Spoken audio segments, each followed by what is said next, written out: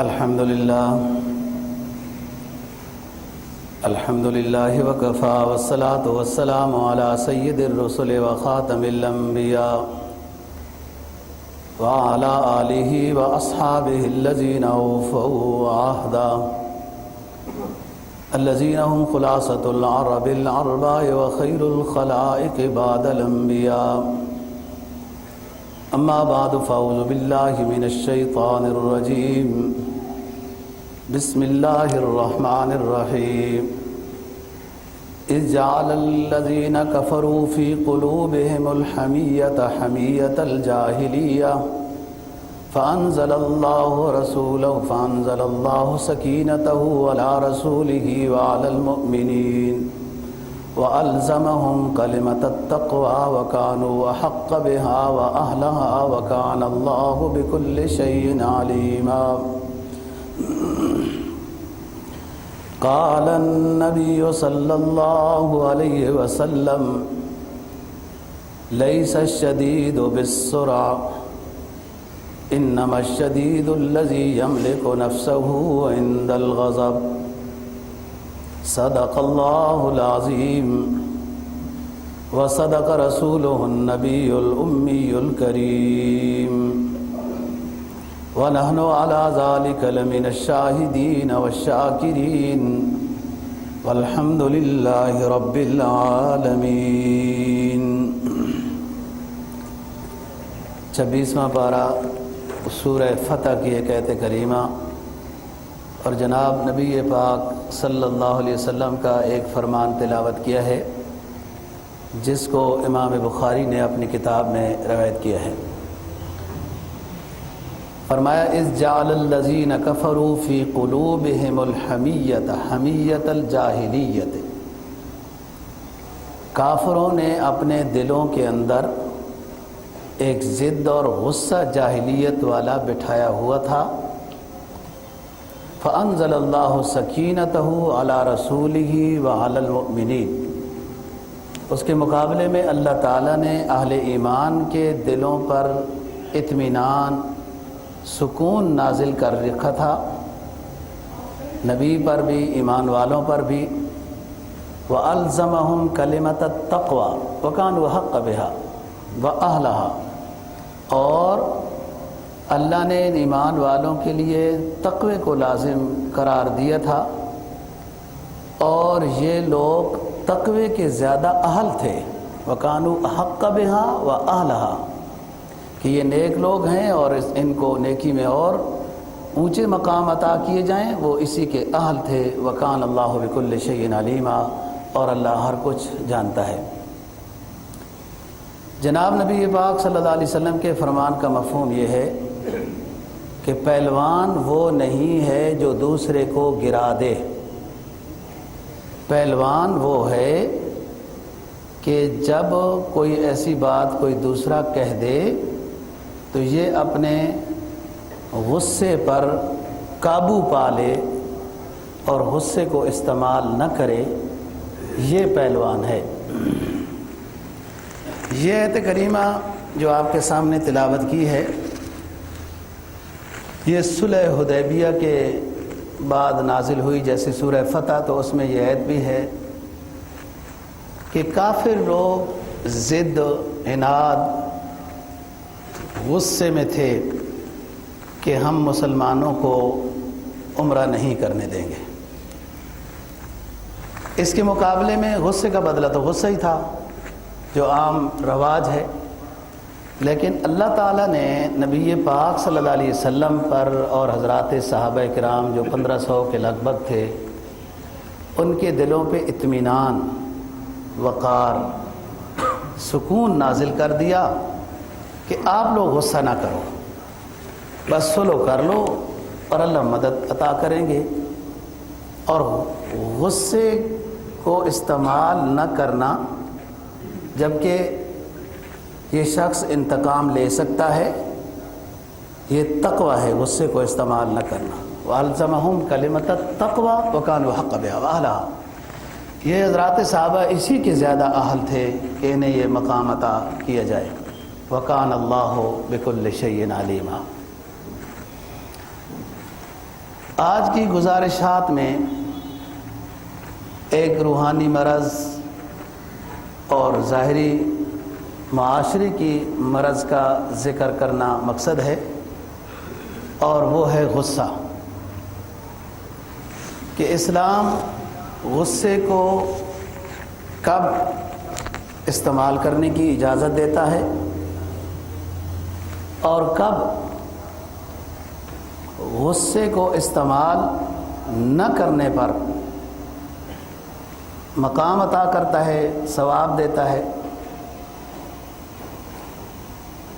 غصہ ایک ایسی مرض ہے جو بعض صوفیاء نے لکھا ہے کہ جتنے اخلاق رذیلہ ہیں، دل کے جو روحانی گناہ ہیں جتنے، ایک ظاہری گناہ ہے قتل کر دینا، چوری کر دینا، ڈاکہ ڈالنا، کسی کو مارنا، شراب پینا، بدکاری وغیرہ، جس پر ہم تفصیل سے بات کر چکے ہیں، یہ سب کئی عرصے سے گناہ کبیرہ میں بیان کر رہا ہوں۔ ان گناہ کبیرہ میں سے ایک یہ ہے کہ بے جا غصے کو استعمال کرنا اور پھر حد سے تجاوز کر جانا، یہ گناہ ہے۔ صوفیاء لکھتے ہیں کہ روحانی امراض میں سے سب سے بڑی مرضیں، جیسے دنیا کی محبت وغیرہ، اس میں غصہ، کینہ اور حسد ہے، یہ بڑی مرضیں ہیں۔ پھر اسی سے آگے دوسری امراض بھی پیدا ہوتی ہیں، جیسے کسی پر ذرا سی بات پر غصہ کر دینا، اس کا مطلب یہ ہے کہ یہ بندہ اپنے آپ کو بڑا سمجھتا ہے، دوسرے کو کم، تکبر کی طرف بھی خطرہ ہے جانے کا۔ تو فرمایا کہ وہ شخص پہلوان نہیں ہے جو دوسرے کو مارتا ہے، گرا دیتا ہے ذرا سی اس نے کوئی بات کہی۔ لوگ کہتے ہیں ویسے تو میں اس کو معاف کر دیتا، لیکن اس نے گالی دے دی تھی اس لیے معاف نہیں کیا ہے، اس لیے اس کے ساتھ لڑائی کی ہے۔ یہ بھی جہالت کا جملہ ہے۔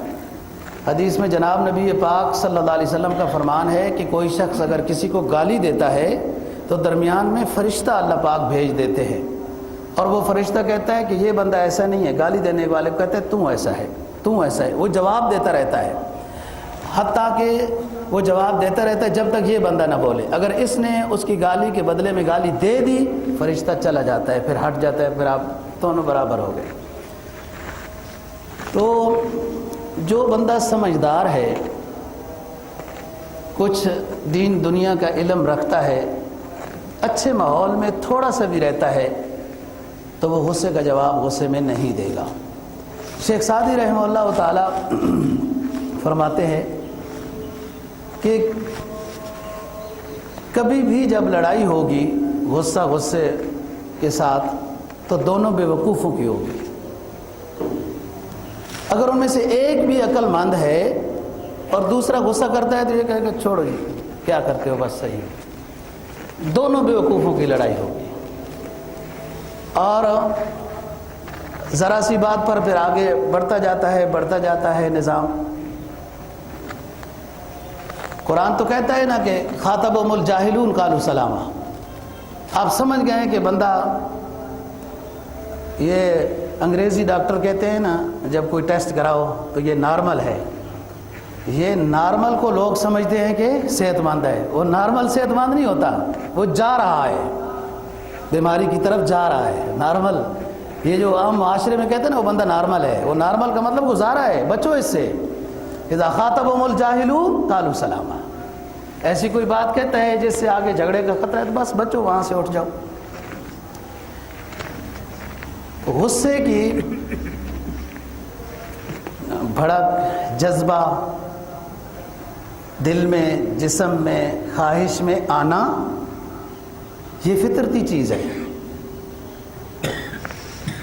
امام غزالی کا تو مقولہ ہے کہ جس شخص کو کسی غصے والی بات پر بھی غصہ نہیں آتا، فرماتے ہیں وہ حمار، یہ تو گدھا ہے۔ کہ غصے والی بات پر غصہ تو آتا ہے، اور غصہ ہر کسی کو آتا ہے، اور غصے کا آنا یہ فطرت ہے، اللہ نے یہ رکھی ہیں۔ اللہ نے تمام چیزیں انسان کے اندر جو رکھی ہیں وہ خوبیوں والی چیزیں ہیں، بس ان کے استعمال میں اصول شریعت چاہیے، بے جا استعمال نہ ہو۔ اب چھری لے لیں، اس کے فائدے ہیں، چھری سے چیزیں کاٹی جاتی ہیں ضرورت کی، لیکن اس سے نقصان بھی ہو سکتا ہے۔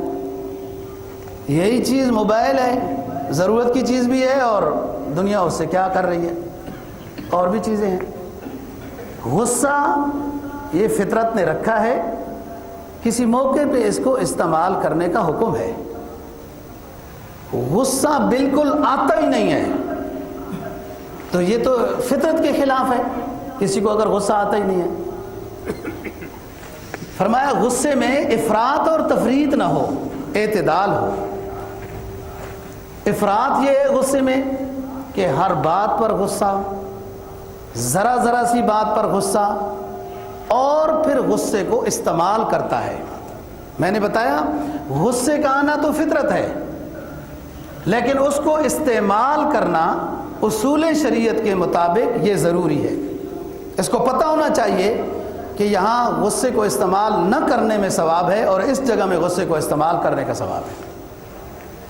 تو افراط نہ ہو کہ ہر جگہ میں غصہ اور اس کو استعمال کیا جا رہا ہے ذرا ذرا سی بات پر بھی۔ تفریط کہ اتنا گر گیا کہ غصے کی فطرت ہی اس کے اندر ختم ہو گئی، تو یہ بھی غلط ہے۔ اعتدال میانہ روی، خیر الامور اوسطها حدیث ہے۔ غصہ کہیں استعمال بھی کرنے کا حکم ہے۔ اب ایک شخص ہے، اس کے گھر حملہ ہو گیا، اس کی عزت پر حملہ ہو گیا وغیرہ، اور اس کو تو انتظار کر رہا ہے کہ غصہ آئے گا تو پھر اس کو جواب دوں گا نا۔ یہ غصہ تو ایسے موقع پہ آتا ہے جب غیرت کی بات ہو، دین کے خلاف جب بات ہو تو غصہ آتا ہے۔ ایمان والے کو غصہ آتا ہے، جس کا جتنا ایمان ہو۔ اب دیکھو نا، بس میں لوگ سارے سوار ہوتے ہیں، ادھر سے وہ پتہ نہیں کیا ڈن پٹن لگا دیتا ہے، سارے چپ کر کے بدھو بن کے بیٹھے ہوتے ہیں۔ ایک بندہ بولتا ہے، اس کا ساتھ بھی کوئی نہیں دیتا، کہتے ہیں چھوڑو جی اپنی مرضی، خیر جی اپنا اپنا کام ہی جی۔ اتنے مردے دل ہو گئے۔ وہ یار جس نے بتایا ہے اس کو، بھائی ہم نے ٹکٹ لیا ہے سواری کے لیے، یہ ٹپ ٹپ اور گانے سننے کے لیے، ہم نے نہیں آپ کو پیسے دیے، تو ایک بندہ بھی اس کا اگر ساتھ دے دے تو وہ گانا بند ہو جائے گا، لیکن لوگ چپ کر۔ ایک بندہ نماز کے لیے کہتا ہے گاڑی روکو، وہ کہتا ہے جی ہم بھی مسلمان ہیں، اگر ایک بندہ اور بول لے تو گاڑی رک جائے گی۔ لیکن اکثریت آپ دیکھتے ہیں کیا نظام ہے۔ تو غصہ فطرت نے رکھا ہے، افراط تفریط کا شکار نہ ہو۔ جہاں کہیں غصے کی ضرورت ہے وہاں غصہ آنا چاہیے، لیکن اس کو ترتیب استعمال میں حد سے تجاوز نہ ہو۔ کبھی انسان کی غیرت کے خلاف بات، گھر کے اندر حملہ ہو گیا، کوئی دین کے خلاف بات ہو گئی اور لوگ کہتے ہیں چھوڑو جی اپنا اپنا مذہب ہے، کیا بات ہے جی اس طرح۔ نہیں، دین کے خلاف کیوں بات کرتا ہے وہ بندہ؟ اس کو روکنا ہے، کیونکہ آج نہیں روکیں گے کل اور بڑھے گا، پرسوں اور بڑھے گا۔ اللہ کے خلاف، رسول کے خلاف، شریعت کے خلاف، قرآن کے خلاف بندہ بات کرتا ہے اور اس کو کوئی بات نظر نہیں آتی۔ جناب نبی پاک صلی اللہ علیہ وسلم کا فرمان ہے، خیر امتی احواہا، خیر امتی احواہا، میری امت میں بہترین لوگ وہ ہیں جنہیں دین کے معاملے میں غصہ آ جاتا ہے، جنہیں دین کے معاملے میں غصہ آ جاتا ہے۔ جناب نبی پاک صلی اللہ علیہ وسلم کی حالت حضرات صحابہ اکرام رضی اللہ تعالیٰ عنہم نقل کرتے ہیں کہ بعض دفعہ دین کے خلاف کوئی بات آپ تک پہنچتی تھی، آپ کا رنگ سرخ ہو جاتا تھا، رگیں پھول جاتی تھیں، ایسا محسوس ہوتا تھا جیسا کہ سرخ انار کا پانی سرکار دو جہاں صلی اللہ علیہ وسلم کے چہرے انور پر کسی نے نچوڑ دیا ہے، اس طرح سرخ ہو جاتے تھے آپ۔ اور پھر اس کا حل تلاش کرتے تھے۔ اپنی ذات کے معاملے میں تو اوجری پھینکنے والوں کو بھی معاف کر دیا، کانٹے پھینکنے والوں کی بیمار پرسی کے لیے چلے گئے، لیکن دین کے معاملے میں نبی پاک صلی اللہ علیہ وسلم کو غصہ آتا۔ آپ مشکات شریف کا، آپ کا خطابت کا، بیان کرنے کا انداز آپ پڑھیں، مشکات شریف کو اردو ترجمے میں ملتے ہیں کہ آپ صلی اللہ علیہ وسلم جوش کے ساتھ، جذبے کے ساتھ خطاب فرماتے تھے، حتیٰ کہ آپ کا رنگ مبارک سرخ ہو جاتا تھا اور دائیں ہاتھ کو اکثر ہلاتے تھے اور شہادت کی انگلی کو بھی یوں کرتے تھے. ایسا جب خطیب ہوگا جو بیدار ہو کر بیان کرے گا تو دنیا بھی بیدار ہو کے سنے گی نا جی. جب خطیب صاحب بھی بیان کرنے میں من من من من کر رہا ہوگا, سو رہا ہوگا, تو دنیا بھی آگے سو رہی ہوگی اور کہا جائے گا سکینت نازل ہو رہی ہے. سکینت ایسی شریعت سے ثابت نہیں ہے. سرکار دو جہاں صلی اللہ علیہ وسلم نے جب بیان فرمایا, حضرات صحابہ کرام عرض کرتے ہیں کہ ہم اس طریقے سے بیٹھتے تھے اطمینان کے ساتھ بیان سننے کے لیے جیسے ہمارے سروں کے اوپر چڑیاں بیٹھی ہوئی ہیں کہ وہ اڑ نہ جائیں کہیں. اس طرح اطمینان کے ساتھ اور پورے آپ وقار, متانت, جذبے کے ساتھ, جوش کے ساتھ آپ کا بیان ہوتا تھا. اب تو کوئی مولوی ذرا سا اونچی آواز کے ساتھ بیان کر دیتے ہیں, یہ اتنا اونچا تو بیان نہیں جی, شریعت تو کہتی ہے کہ درمیانہ روی اور نرمی نرمی. اور بابا شریعت پڑھ کے دیکھ, سرکار دو جہاں صلی اللہ علیہ وسلم کے بیانات جو ہوئے ان کو پڑھ, ان کو دیکھ, کیسے آپ صلی اللہ علیہ وسلم نے بیان کیے, اس کے مطابق بیان ہونا چاہیے. شریعت پڑھی ہی نہیں ہے اور مفتی بن کا ہر بندہ بیٹھا ہوا ہے اور علماء کو سمجھانے کی فکر میں لگے ہوئے ہیں. اپنے آپ کو سمجھاؤ. اس نے 12-15 سال کہیں ضائع نہیں کیے. آپ نے کچھ نہیں پڑھا, شریعت آتی نہیں ہے. شریعت کا مطالعہ کریں کہ بیان کا انداز کیا ہوتا ہے, طریقہ کیا ہے, سنت کیا ہے بیان کا. تو فرمایا کہ خیر امتی احواہا, میری امت میں بہترین لوگ وہ ہیں جو دین کے خلاف جب بات ہو تو وہ کہتے ہیں بھائی خاموش ہو جاؤ, یہ بات نہ کرو, کوئی اور بات کرنی ہے تو کرو, ہمیں اتنا علم ہے نہیں اور ایسی کہیں غلطی ہو جائے گی. تو بحث بھی نہیں کرنی چاہیے دین کے معاملے میں.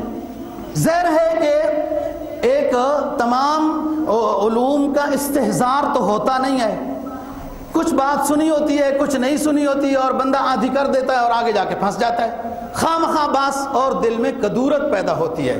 بس کسی عالم کے پاس جانا چاہیے, بحث و مباحثہ کدورت کی طرف, لڑائی جھگڑے کی طرف لے کے جاتا ہے اور علم ہوتا نہیں ہے. جناب نبی پاک صلی اللہ علیہ وسلم کا جو فرمان ہے نا کہ موقع محل کے مطابق غصہ. اب کیا قرآن کی آیت کہتی ہے, یا ایھا النبی جاہد الکفار والمنافقین واغلظ علیہم, اے نبی کفار کے خلاف جہاد کرنا ہے, منافقین کے خلاف جہاد کرنا ہے, واغلظ علیہم, اور ان کے ساتھ سختی کرنی ہے. یہاں حکم ہو گیا سختی کا. دوسرے مقام پہ فرمایا لا تأخذ بہما رأفۃ فی دین اللہ ان کنتم تؤمنون باللہ والیوم الآخر وَلْيَشْهَدْ عَذَابَهُمَا طَائِفَةٌ مِّنَ الْمُؤْمِنِينَ. اللہ کے حدود نافذ کرنے کے لیے کسی نے شراب پیا حد لگانی ہے, کچھ اور کیا حد لگانی ہے.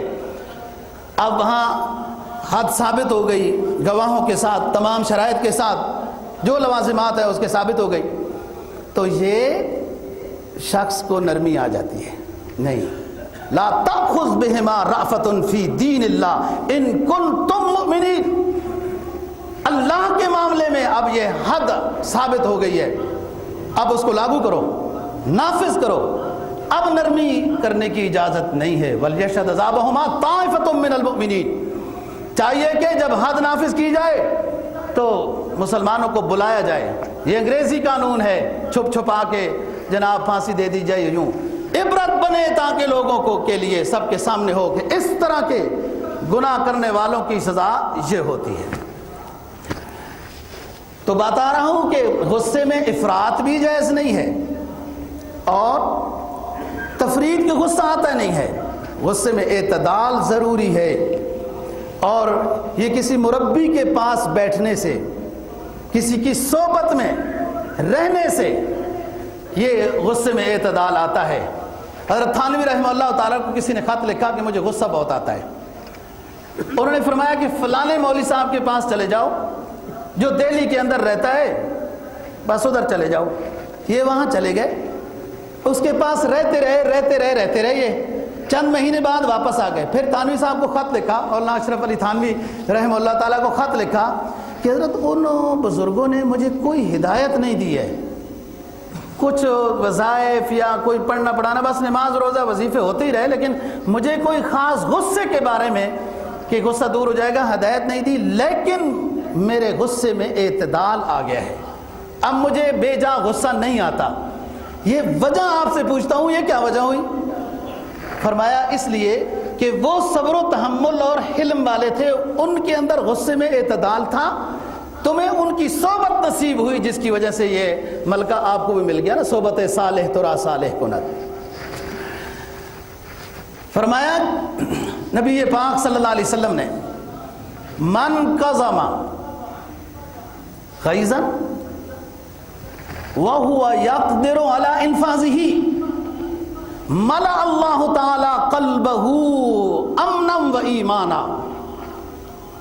جس شخص کو غصہ آ گیا، کسی نے کوئی غلطی کی اور غصہ آ گیا ہے، اب غصہ آنے کے بعد وہ اس کے استعمال پر قادر بھی تھا، لیکن اللہ کے لیے معاف کر دیا، خاموش ہو گیا. فرمایا ملأ اللہ تعالی قلبہ امنا و ایمانا، اللہ تعالیٰ اس غصے کے پی جانے والے شخص کو، اس کے دل کو امن اور ایمان کے ساتھ بھر دے گا. اس کو اس کے بدلے میں اللہ تعالیٰ مقام عطا فرمائے گا. اور یہ فرق کرنا ہوتا ہے کہ کب مجھے غصہ دین کے لیے آ رہا ہے اور کب مجھے غصہ اپنی خواہش اور میرے خلاف کچھ ہوا تو اس پر آ رہا ہے. دونوں کو فرق کرنا ہے کہ اپنی ذات کے لحاظ سے اگر غصہ ہے تو معاف کرنے میں زیادہ مقام ہے. اجازت دیتا ہے اسلام بدلہ لینے کی، لیکن معافی کو پسند کرتا ہے، معافی کو پسند کرتا ہے. حضرت علی رضی اللہ تعالیٰ عنہ کا مشہور واقعہ حدیث کی کتابوں میں لکھا ہوا ہے. ایک یہودی نے نبی پاک صلی اللہ علیہ وسلم کی گستاخی کی. حضرت علی رضی اللہ تعالیٰ نے اس کو پکڑ کے گرا لیا اور مارنے لگے تھے کہ اس نے نیچے جو گرا ہوا ہے تو حضرت علی رضی اللہ تعالیٰ عنہ کے اوپر تھوک دیا.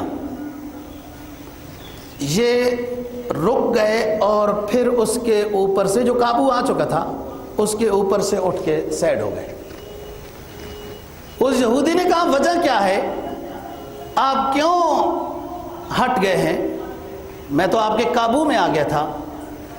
کہا جب پہلی دفعہ آپ کو گرایا تھا وہ اللہ اور اللہ کے رسول کی رضا کی خاطر گرایا تھا کہ تم نے اسلام کی نبی کی توہین کی تھی، اور جب تم نے مجھ پر تھوکا تو میری خواہش نفس نے یہ کہا کہ تیری تذلیل ہو گئی ہے اور اس کو صحیح سزا دو. تو جب خواہش نفس کے اوپر عمل کرنا اور اللہ کی رضا کی خاطر عمل کرنا دونوں میں ٹکراؤ آیا تو میں پھر پیچھے ہٹ گیا کہ یہ سمجھنے والا یہ سمجھے گا کہ تھوک کی وجہ سے مجھے اب مار دیا ہے، جبکہ مارنا تو میں نے رسول اللہ صلی اللہ علیہ وسلم کی توہین کی وجہ سے تھا. یہ یہودی مسلمان ہو گیا، اس ادا پر یہ مسلمان ہو گیا کہ یہ صحابہ اتنی چیز کا بھی احتیاط کرتے ہیں. مسلمان ہو گیا اور ہمیشہ پھر محافظ حضرت علی رضی اللہ تعالیٰ عنہ کا باڈی گارڈ بن کے رہا کہ اسلام اس طرح سمجھا ہے اور اسلام کی اتنی خوبی ہے. فرمایا رسول پاک صلی اللہ علیہ وسلم نے جو شخص بھی غصے کو پی لیتا ہے جبکہ استعمال کرنے پر قادر تھا، فرمایا آخرت میں اعلان ہوگا کہ یہ شخص ہے جو نافذ کرنے کے باوجود، غصہ نافذ کرنے کے باوجود پی جاتا تھا. یہ حوریں کھڑی ہیں ان میں سے جس سے مرضی ہے نکاح کر لے. یہ ایک مرتبہ کے غصے کے پی جانے کا یہ انعام ہے. حدیث میں جناب نبی پاک صلی اللہ علیہ وسلم کا فرمان ہے میدان حشر میں اللہ پاک کی طرف سے ندا لگے گی، کون ہے وہ لوگ جن کا میرے اوپر حق ہے؟ اللہ کی طرف سے ندا لگے گی، اللہ کی طرف سے ندا لگے گی. کون ہے وہ لوگ کہ جن کا میرے اوپر حق ہے؟ اللہ یہ فرمائیں گے. یہ اللہ نے خود اپنے لیے کر دیا، اللہ کے ذمہ تو کسی کا حق نہیں ہے. حضرت معاذ بن جبل رضی اللہ تعالیٰ عنہ نبی پاک صلی اللہ علیہ وسلم کے بڑے خاص محبت والے صحابی ہیں. ہر صحابی محبت والا ہے. کہتے ہیں، خود روایت کرتے ہیں کہ میں نبی پاک صلی اللہ علیہ وسلم کی سواری کے پیچھے بیٹھا تھا. مجھے کہا یا معاذ، میں ساتھ بیٹھا ہوں. میں نے کہا لبیک و سعدیک یا رسول اللہ، میں حاضر ہوں. فرمایا معاذ آپ کو پتہ ہے کہ بندوں کا حق اللہ کے ذمہ کیا ہے اور بندوں کے ذمہ اللہ کا حق کیا ہے؟ کہا حضور اللہ و رسولہ عالم. یہی ادب تھا حضرات صحابہ کا. جب آپ سوال فرماتے تو وہ کہتے اللہ اور اللہ کا رسول زیادہ جانتا ہے. آپ نے فرمایا معاذ، اللہ کا حق بندوں پر یہ ہے کہ اللہ کے بندے اللہ کی ذات اور صفات میں ذرہ برابر بھی اللہ کا شریک نہ ٹھہرائیں. یہ بندوں کے ذمہ اللہ کا حق ہے. ایمان کے بعد ذرہ برابر بھی اللہ کی ذات اور صفات میں شرک نہ کریں. اور اللہ نے اپنے ذمہ کیا حق لیا خود کہ جب ایسا کوئی مومن بندہ ہوگا جس نے کبھی شرک نہیں کیا تو اللہ فرماتے ہیں میرے ذمہ ایسے بندے کا حق یہ ہے کہ میں اسے راضی ہو جاؤں اور اس کو جنت الفردوس عطا کر دوں. تو اب یہاں پر اعلان ہو رہا ہے میدان حشر میں اللہ کی طرف سے اعلان ہو رہا ہے. کون ہے وہ لوگ؟ اللہ فرماتے ہیں جن کا میرے اوپر حق ہے. جس میں آتا ہے کچھ لوگ کھڑے ہو جائیں گے, پوچھا جائے گا کیا حق ہے تمہارا؟ وہ عرض کریں گے کہ ہمارا حق یہ ہے کہ جب دنیا میں لوگوں نے ہم پر ظلم کیے تو ہم نے معاف کر دیا, اور ہم نے یہ بات سنی ہوئی تھی جو اپنے ظالم کو معاف کر دیتا ہے تو اللہ اس کو معاف کر دیتا ہے. یہ ہمارا حق ہے اللہ کے ذمہ. اللہ فرمائے گا ٹھیک ہے میں نے معاف کر دیا ہے تم کو جو دنیا میں تم نے لوگوں کو معاف کر دیا تھا.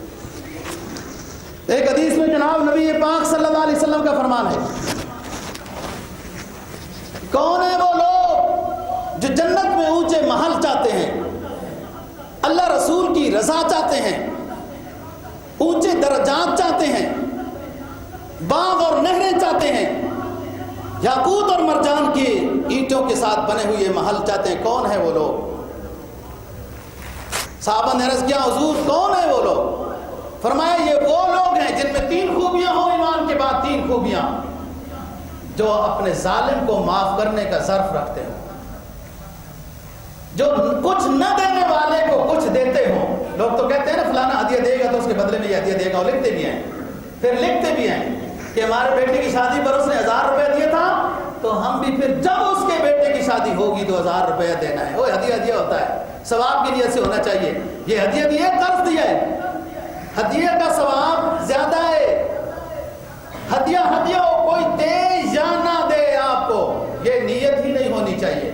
اس کے اندر یہ ظرف ہونا چاہیے. جیسے حدیث میں آتا ہے کہ وہ بھی ہدیہ دے اگر صلاحیت رکھتا ہے تو, نہیں رکھتا تو دعا دے دے, لیکن ہدیہ دینے والے کی یہ نیت ہونی چاہیے کہ اللہ کی رضا کی خاطر ہدیہ ہے, اس کی مدد ہو جائے. تو فرمایا کہ ظالم کو معاف کرنے کا ظرف رکھتے ہوں. ایک یہ لوگ ہیں جنت کے اونچے محلات میں رہنے والے. دوسری صفت ان کے اندر ہو کہ جو کچھ نہیں دیتے ان کو کچھ دیتے ہیں. رشتہ داروں میں ہوتا ہے نا, یہ کچھ نہ دینے والے کو یہ کچھ دیتے ہو, بے شک وہ گلی میں پھینک دے, آپ کا ثواب ضائع نہیں ہوگا. اور تیسری کہ جو رشتہ دار قطع تعلقی کرتا ہے اس کے ساتھ یہ صلہ رحمی کرتے ہیں. صلہ رحمی والوں کے ساتھ تو صلہ رحمی ہوتی ہی رہتی ہے. کمال ایمان یہ ہے قطع تعلقی والے کے ساتھ صلہ رحمی کرنا, اور یہ بہت اونچے ظرف کی بات ہے کہ آگے سے آپ کو کیا تاثر ملے گا اور آپ نے اس کو کس طرح برداشت کرنا ہے. محاورہ مشہور ہے, العقارب کالعقارب, رشتہ دار اس کی مثال بچھو کی ہے. بچھو کے ساتھ دوستی نہیں ہوتی. وہ جا رہے تھے نا لکیر لین قطار پر سارے بچھو, کسی نے پوچھا کہ ان میں سردار کون ہے, انہوں نے کہا جس کو ہاتھ لگاؤ وہی سردار ہے. العقارب کالعقارب, جب دینی تربیت نہ ہو تو رشتہ دار پھر بچھو کی مانند ہوتے ہیں. یہ محاورہ ہے, لیکن آپ کی طرف سے صلہ رحمی ہو, خط لکھا جائے, فون کر دیا جائے, کوئی جا رہا ہے ہدیہ بھیج دیا جائے, آپ کا ثواب ہے. ظالم کو معاف کرتا ہو, نہ دینے والے کو ہدیہ دیتا ہو, اور قطع تعلقی کرنے والے کے ساتھ صلہ رحمی کرتا ہو, تو یہ شخص ہے جس کے اندر یہ خوبیاں ہوں, جنت کے اونچے محلات کے اندر ہوں. جناب نبی پاک صلی اللہ علیہ وسلم کا فرمان ہے رحم کی صفت ہونی چاہیے. ارحموا من فی الارض یرحمکم اللہ فی السماء, رحم کا معاملہ کرو. اللہ آسمانوں پہ جو عرش پہ کما ہوا شانہ جلوہ فروز ہے, تمہارے اوپر رحم کا معاملہ کرے گا. حدیث میں جناب نبی پاک صلی اللہ علیہ وسلم کا فرمان ہے کہ غضب جو ہے, ان الغضب جمرۃ توقد فی قلب ابن ابی آدم الا ترون الی حمرۃ عینیہ. یہ غصہ یہ اصل میں آگ کا ایک انگارہ ہے، آگ کا ایک انگارہ ہے جو ابن آدم کے قلب میں پیدا ہوا. تم دیکھتے نہیں ہو کہ جب اس بندے کو غصہ آتا ہے تو اس کے چہرہ سرخ ہو جاتا ہے، اس کی آنکھیں سرخ ہو جاتی ہیں، رگیں پھول جاتی ہیں. بس اس طرح کی جب حالت ہو جائے تو اسے چاہیے کہ وضو بنا لے، پانی پی لے، منہ دھو لے. کیونکہ دوسری حدیث میں بیان فرمایا غصہ شیطان کی طرف سے ہے. شیطان آگ سے پیدا ہوا ہے اور آگ پانی کے ساتھ بجھتی ہے، پانی کے ساتھ بجھتی ہے. اذا غضب احدکم، جب تم میں سے کسی ایک کو غصہ آ جائے، فلیتوضا بالماء، اسے چاہیے کہ پانی کے ساتھ وضو بنا لے. حدیث میں آتا ہے اگر بیٹھا ہوا ہے لیٹ جائے، کھڑا ہوا ہے بیٹھ جائے، اور اگر موقع مناسب ہے تو وہاں سے چل پڑے. فرمایا حدیث میں جناب نبی پاک صلی اللہ علیہ وسلم ان الغضب لیفسد الایمان کما یفسد الصبر العسل.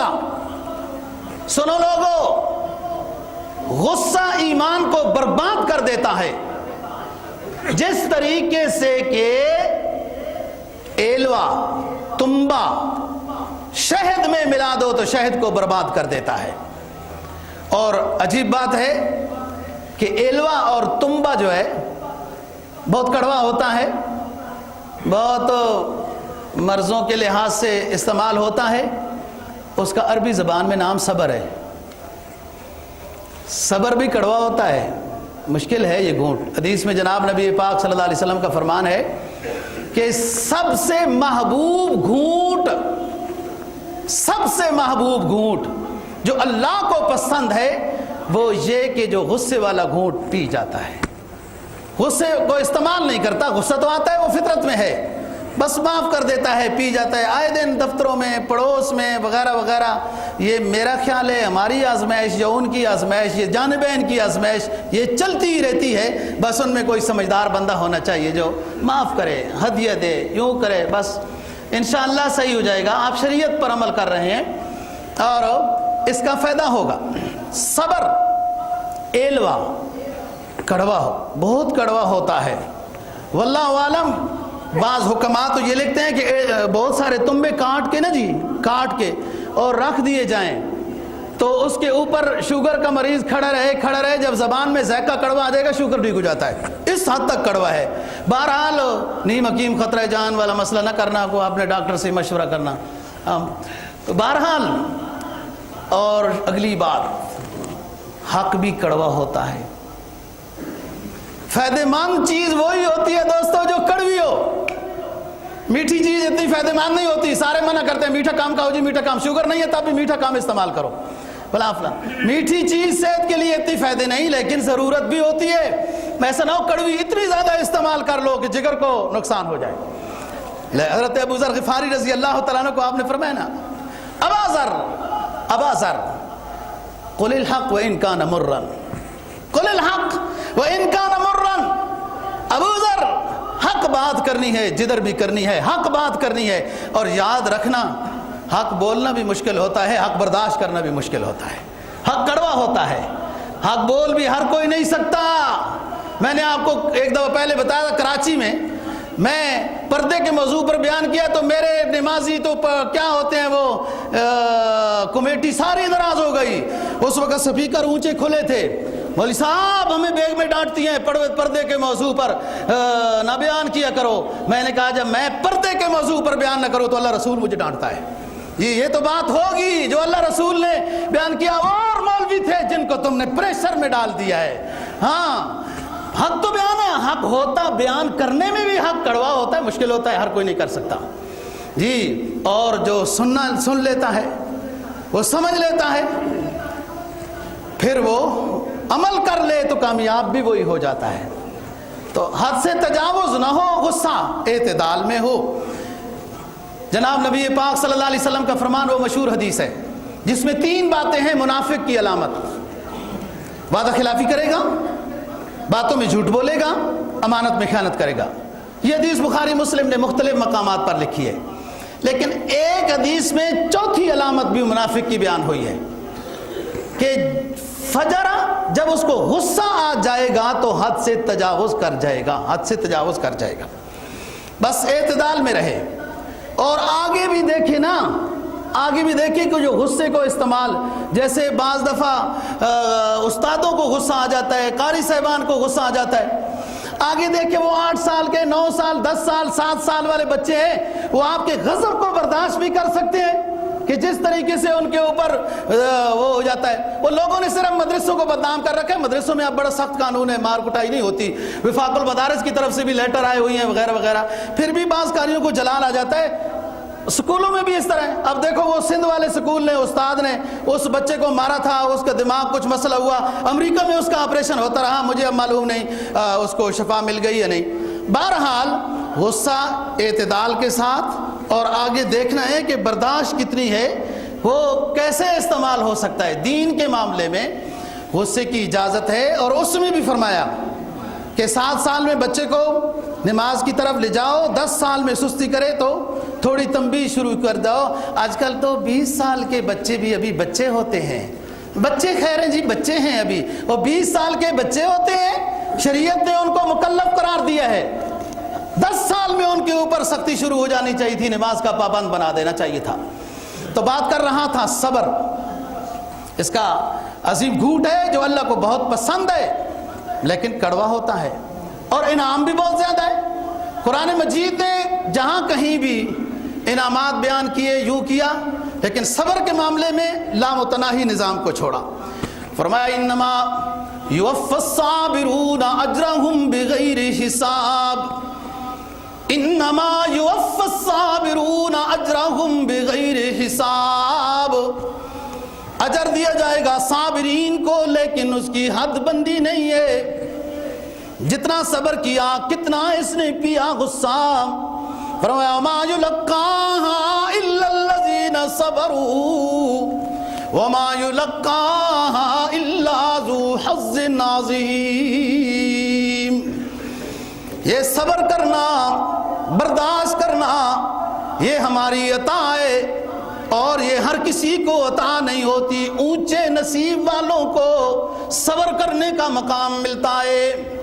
حضرت ابو مسعود رضی اللہ تعالیٰ عنہ مشہور صحابی ہیں، اپنے غلام کی غلطی پر اسے تنبیہ کر رہے ہیں، تھپڑ مار رہے ہیں۔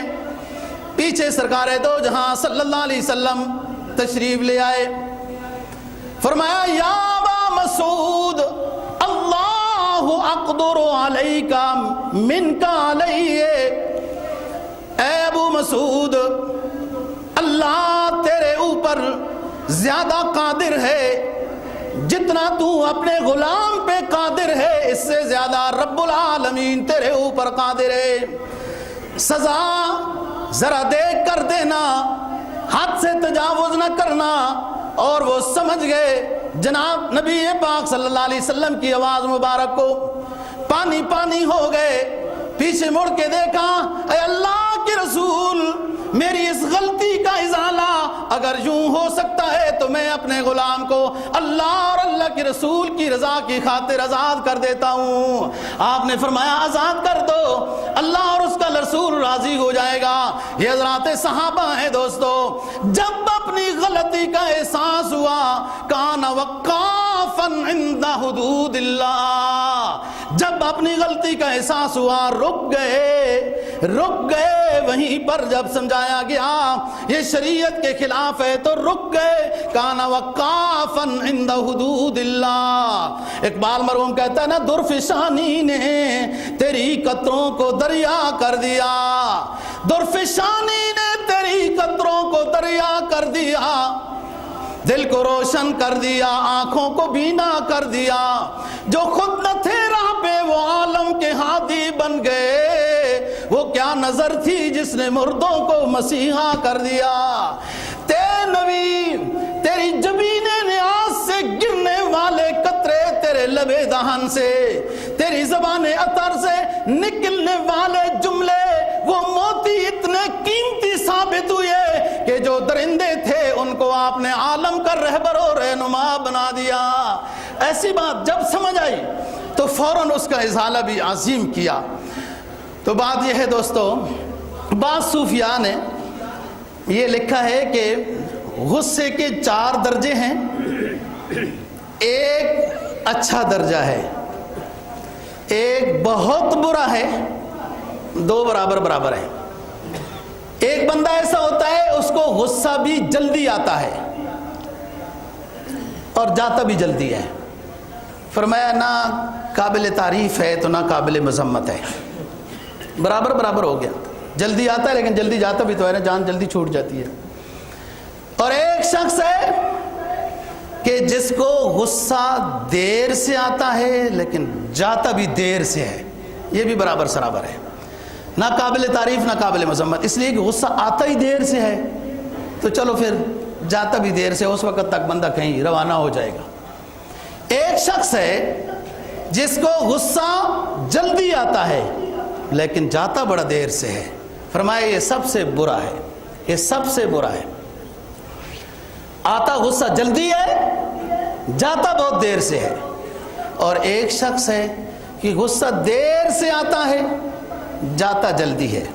ذرا سی کوئی بات ایسی اسلام کی اور یوں ہو جائے، جیسے حضرت عمر فاروق رضی اللہ تعالیٰ عنہ کے بارے میں مشہور ہے کہ ساتھی ان کو جانتے تھے، عمر کو غصہ اپنی ذات کے لحاظ سے نہیں آیا۔ تاریخ عمر پڑھ لیں، جب غصہ آیا اسلام کے بارے میں آیا، منافقین کی کوئی شکایت آ گئی، آپ صلی اللہ علیہ وسلم کو تکلیف ہوئی، فوراً اجازت دی، حضرت میں ان کو ٹھیک کرتا ہوں۔ اپنے ہاتھ میں قانون نہیں لیا، یہ بھی آپ خود سوچے نا، اور فوراً کہا کہ حضرت اجازت دیں میں ان کو ٹھیک کرتا ہوں۔ آپ نے فرمایا نہیں عمر رک جاؤ، بس رک گئے۔ جب آیا غصہ اسلام کے لیے آیا، ان کی خوبی یہی، ان کی پہچان یہی بن گئی کہ اشدہم فی امر اللہ عمر، اللہ کے دین کے معاملے میں سخت ترین شخص حضرات صحابہ میں سے عمر ہے۔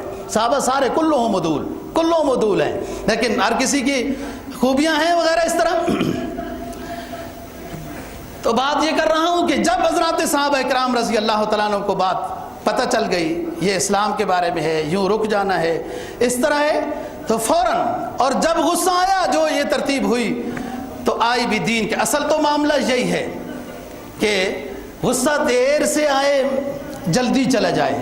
تو میں حضرت عمر فاروق رضی اللہ تعالیٰ عنہ کی بات بتا رہا تھا کہ صحابہ ان کے ساتھیوں کو پتہ تھا کہ حضرت عمر کا غصہ کیسے دور ہوتا ہے۔ فوراً جیسے غصہ آیا تو صحابہ لقد صدق اللہ ورسولہ علی المؤمنین قد سمع اللہ قول التی تجادلک فی زوجہا وتشتکی الی اللہ تبارک الذی بیدہ الملک وہو علی کل شیء قدیر۔ تلاوت شروع کر دی صحابہ نے، عمر مسکرانے لگ گئے، غصہ دور ہو گیا۔ اور بڑے مارکے میں کہ بات پتہ چلی کہ یہ میں نے غلط کر دی، فوراً رجوع کر لیا، ٹھیک ہے بھائی اس بندے نے بات صحیح کہی ہے، اس کے مطابق فیصلہ کر دیا جائے۔ تو بات یہ ہے دوستو، غصہ آنا فطرت کی چیز ہے، اس کو استعمال کرنا یہ اپنے اختیار میں ہے۔ اب یہ بھی نہیں کہ کفار کے خلاف جہاد ہو رہا ہو اور اس مجاہد کو غصہ ہی نہ آئے، یہ تو بالکل ہی پٹری سے اتر گیا ہے، کہیں پتہ نہیں کون سے علاقے کا یہ بابو اور افسر ہے کہ سارا کچھ ہی اس کا رخصت ہو گیا، یہ زندوں کے قبرستان بن گئے، یہ اس طرح نہیں، غصہ تو آتا ہے اور اس میں۔ اور قرآن مجید نے تو یہ بات پہ اشداء علی الکفار رحماء بینہم، اشداء علی الکفار رحماء بینہم، ایمان والوں کی حضرات صحابہ کی تعریف بیان کی، اشداء علی الکفار رحماء بینہم، کفار کے مقابلے میں سخت ہیں، آپس میں نرم دل ہیں۔ یہاں تو معاملہ الٹ ہوا ہے دوستو، جن کو قرآن دشمن کہتا ہے ان کے ساتھ دوستیوں کی رسیاں پھینکی جاتی ہیں اور وہ آئے دن اسلام کے خلاف کام کرتے ہیں، ہمیں سمجھ ہی کچھ نہیں ہے۔ اور جہاں حکم ہے وہاں غصہ استعمال ہونا ہے اپنے حدود میں۔ بعض حضرات کے طباع مختلف ہوتے ہیں، طبیعتیں مختلف ہوتی ہیں، اس میں بعض حضرات نے اپنے تجربے کے ساتھ احادیث کی روشنی میں یہ لکھا ہے کہ جن بندوں کو غصہ زیادہ آتا ہے وہ ہر نماز کے بعد 21 مرتبہ بسم اللہ الرحمن الرحیم کا ورد کریں، کیونکہ اس میں صفت رحم ہے، صفت الرحم ہے، ان کے غصے میں اعتدال آئے گا۔ اور غصے کے وقت جب غصہ آ رہا ہو اور معاملہ چل رہا ہے تو اعوذ باللہ من الشیطان الرجیم پڑھے کہ شیطان کی وجہ سے ہوا۔ جس حالت میں ہے، حدیث میں آتا ہے جس حالت میں ہے اس حالت سے بدل جائے۔ فرمایا اگر بیٹھا ہوا ہے اس طرح ہے تو لیٹ جائے، وضو کی طرف چل جائے، پانی پی لے، تسبیحات شروع کر دے، قرآن مجید کی تلاوت کر دے۔ کہ غصے کی حالت میں انسان آتا ہے نا کہ اولہ الغضب اولہ جنون و آخرہ ندامہ، کہ پہلی حالت میں تو جنون غالب ہو جاتا ہے غصے میں، اور آخر میں آ کے پھر ندامت اور شرمندگی ہوتی ہے۔ اور غصے کی حالت میں جو بھی فیصلہ کیا جائے وہ ہو جاتا ہے۔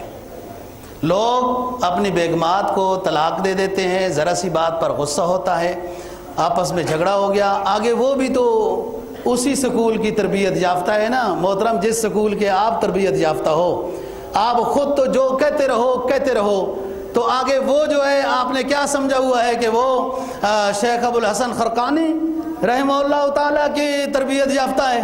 شیخ ابو الحسن خرقانی جانتے ہو، بہت بڑے بزرگ صاحب نسبت، بہت بڑے بزرگ گزرے ہیں۔ محمود غزنوی سلطان جو محمود غزنوی رحمہ اللہ تعالیٰ جدھر جاتے تھے اللہ فتح عطا کرتے تھے، ان کی اپنی بہادری اور وہ عالم بھی تھے وغیرہ وغیرہ۔ میں تفصیل کے ساتھ محمود غزنوی کی بات کر چکا ہوں۔ ان کے پاس شیخ ابو الحسن خرقانی کا مستعمل جبہ ہوتا تھا، محمود غزنوی کے پاس۔ اتنے بڑے اللہ کے ولی تھے۔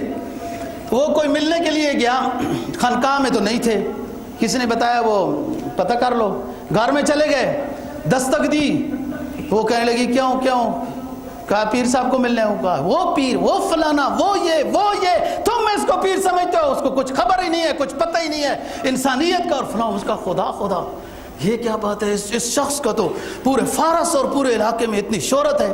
بہرحال باہر نکلا نا جب تو ایک شخص نے دیکھا، کہا وہ گھر والوں سے تو نہیں مل کے آئے ہو، بدگمان نہ ہونا، پیر صاحب اچھے بندے ہیں، بدگمان نہ ہونا، یہ اس طرح ہی ہے۔ تو انہوں نے کہا وہ کدھر ہوں گے، کہاں ادھر ہی کہیں، اس ٹائم وہ لکڑیاں چننے کے لیے جاتے ہیں۔ وہ چلا گیا جنگل کی طرف جیسے اس نے راستہ بتایا۔ جب گیا تو ایک شخص بزرگ، بڑا نورانی چہرہ، اور اللہ والے کی پہچان یہی ہوتی ہے کہ بس نظر ہے، سمجھ آ جائے گی کہ اس کے اندر دین کتنا ہے، عمل کتنا ہے۔ چہرہ انسان کا عکاس ہے نا، تیرے غلاموں میں بھی نمایاں جو تیرا عکس کرم نہ ہوتا، تو بارگاہ امم میں تیرا خطاب خیر الامم نہ ہوتا۔ نبی تو نبی ہے، حضرات صحابہ کے چہروں کو دیکھ کر دنیا مسلمان ہو گئی نا جی۔ تیرے غلاموں میں بھی نمایاں جو تیرا عکس کرم نہ ہوتا، تو بارگاہ امم میں تیرا خطاب خیر الامم نہ ہوتا۔ تو بات یہ دوستو، وہ وہاں چلا گیا اور دیکھتا ہے کہ ایک بزرگ آدمی آ رہے ہیں، چمکتا چہرہ ہے، جیسے فرشتوں کے انوارات ایسے محسوس ہو رہے ہیں۔ انہوں نے کہا کہ آپ شیخ ابو الحسن خرقانی ہیں؟ کہا جی ہاں۔ تو شیر کے اوپر بیٹھے ہوئے ہیں شیخ صاحب، لکڑیوں کا گڈھا شیر کے اوپر رکھا ہوا ہے، اور سانپ کو لاٹھی بنا، زندہ سانپ کو لاٹھی بنایا ہوا ہے۔ اب یہ شخص جو ہے نا وہ دونوں لحاظ سے پریشان ہو رہا ہے۔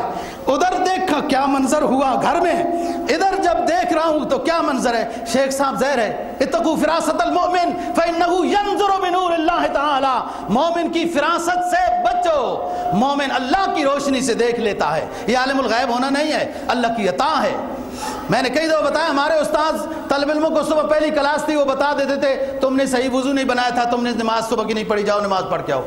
اس طرح جیسے وہ جلدی دوڑے آئے نا تو سبق میں حاضری نہ ہو۔ یہ علم غیب نہیں ہے، یہ عطا ربانی ہے۔ اس راستے میں آؤ تو پتہ چل جائے گا کہ کیسے سمجھ میں آتا ہے، کیسے نظر آتا ہے۔ وہ شیخ صاحب نے اس کو کہا کہ آپ پریشان تو نہیں، گھر سے تو نہیں ہو کے آئے ہو؟ کہا جی ادھر سے یہ، اور انہوں نے بہت کچھ کہا کوئی بات نہیں، ہمیں اس کی سختی پر صبر کرنے میں اللہ نے یہ مقام عطا کیا کہ جنگل کا درندہ جو ہر چیز کو چیر پھاڑ دیتا ہے، اللہ نے ہماری سواری بن دیا اور سانپ کو ہماری لاٹھی بنا دیا ہے۔ یہ صبر کی پر۔ تو بات یہ ہے کہ گھروں میں غصہ، لڑائی جھگڑا ہو جاتا ہے، اب یہ سمجھتا ہے کہ ادھر کیوں غصہ ہوا، لیکن اس شور کو یہ بھی سمجھنا چاہیے کہ جس سکول کا تربیت یافتہ میں ہوں، اسی سکول اور اسی معاشرے کی تربیت یافتہ میری بیگم بھی ہے، جس طرح میں کروں گا وہ بھی 3 ڈبے اس طرح بجائے گی۔ صبر کے ساتھ زندگی گزرتی ہے، صبر کے علاوہ کوئی معاملہ دنیا کا نہیں حل ہو سکتا، نہیں حل ہو سکتا۔ صبر اصل زیور ہے، اصل سرمایہ ہے جو انسان کے پاس ہونا چاہیے۔ اور پھر مزید یہ کہ اللہ اتنا انعام عطا کرتا ہے، اتنا انعام عطا کرتا ہے کہ صبر کے بدلے میں اللہ تعالیٰ جنت الفردوس عطا کرتا ہے۔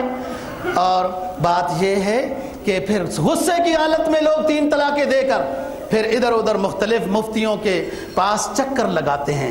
جیسے لوگ کوئی چیز لینی ہو نا تو مختلف دکانوں پہ ان کے ریٹ اور کوالٹی چیک کرتے ہیں، لوگ ہمیں بھی چیک کرتے ہیں، یہ مسئلہ کیسے بتاتا ہے، وہ مسئلہ کیسے بتاتا ہے، وہ مسئلہ کیسے بتاتا ہے، وہ مسئلہ۔ تو پھر ایسے کوالٹیاں چیک کرنے سے نہیں 3 طلاقیں 3 ہو جاتی ہیں۔ اللہ ہمیں دین کی سمجھ اور عمل کی توفیق نصیب فرمائے۔ وآخر دعوانا